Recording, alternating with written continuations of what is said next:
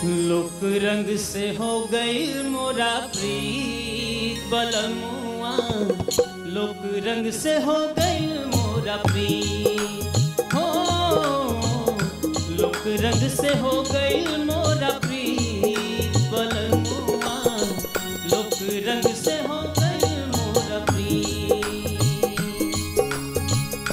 गाँव गवनई कुवना के पनिया, गाँव गवनई कुवना के पनिया, बहे पुरवाई संगीत बलमुआ, लोक रंग से हो गई मोरा प्रीत हो, लोक रंग से हो गई मोरा प्रीत बलमुआ, लोक रंग से हो गई मोरा प्रीत।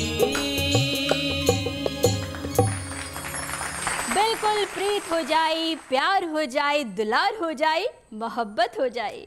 काहे से कि हमार ई प्रोग्राम इतना सुंदर बटले बा कि एकरा से केकरा की मोहब्बत ना हो जाए हो। बिल्कुल सही कहलो।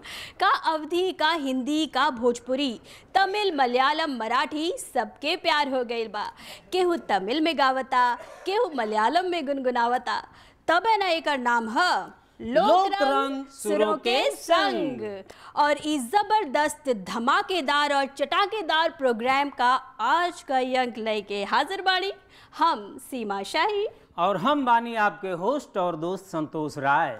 त रउआ सभे स्वीकार करी हमनी का नमस्कार, सत श्री अकाल, आदाब, जय राम जी की।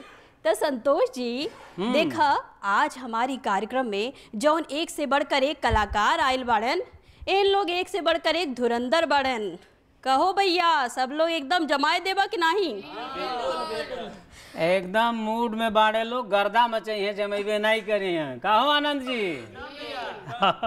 बिल्कुल, तो गर्दा तो मचेले चाहिए। काहे से कि हमारे प्रोग्राम का नंबर बाटे ना लोक रंग सुरों के संग। अब भैया ई कार्यक्रम में तो एक से बढ़कर एक गीत गवन ही होत है।